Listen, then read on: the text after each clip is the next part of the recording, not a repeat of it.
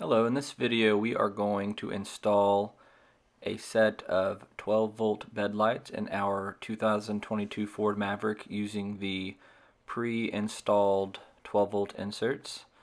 I will post a link in the description for the lights. I am not an affiliate or anything, so I do not make money off those. The first thing you're going to want to do is get the cord that Ford provides. I had mine in my glove box and they actually only gave me one. So if I want to install anything else, I will have to get a second one.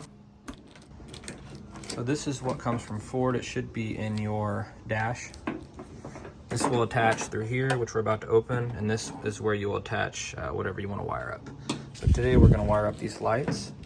They are a little bit longer than the bed, so we will get some scissors after we measure and snip them right there.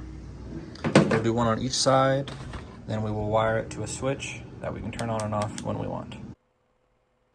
Here you will want to get a screwdriver to pop off this lid to get to the 12 volt adapter. This is where you will plug in that cord that we got out of the glove box, and it is pretty simple from here. So it looks like the first thing you need to do is get out this two-way splitter. This is what's going to split the power between each light strip. You can see each one has their own thing here. So these do plug in, and if you twist them, they lock. Now that we have that, all you gotta do is wire this to this. So I just measured this. I didn't get it on video, but I cut the strip so it'll line up perfectly. We're gonna do it sideways because it can't really stick up under here. From here it's just peel and stick, so we're gonna peel this off. I'm gonna do it on the inside of this plastic because I don't know how good it will stick to the liner.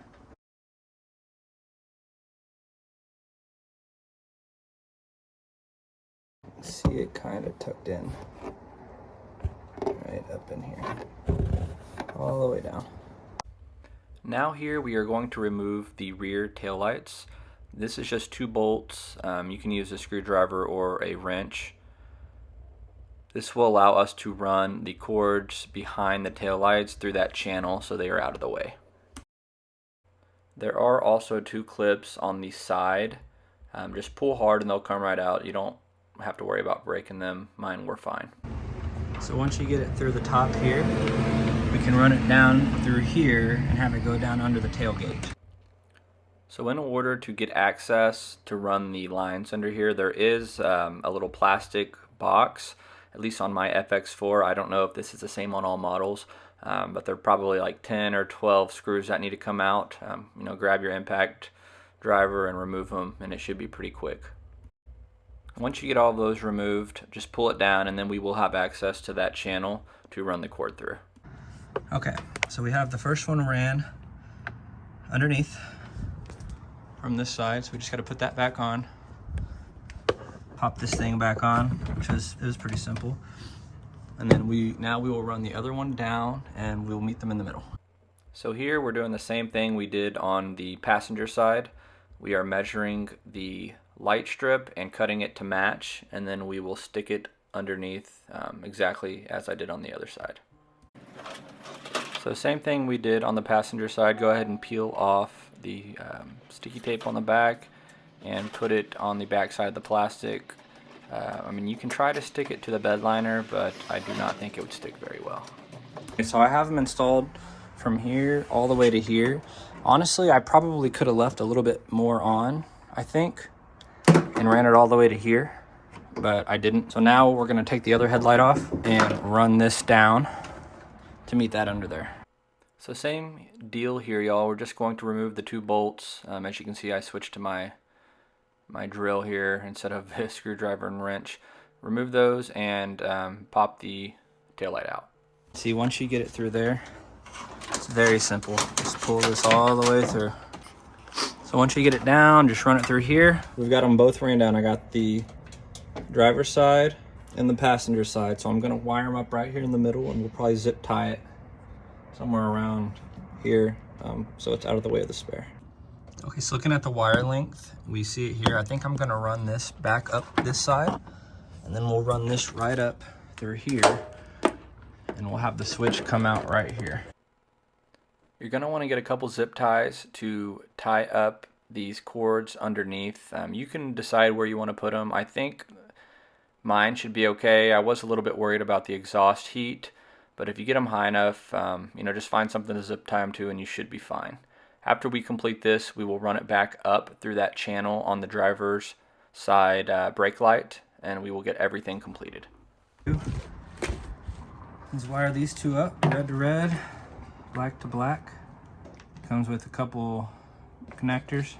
We are going to connect these bad boys up.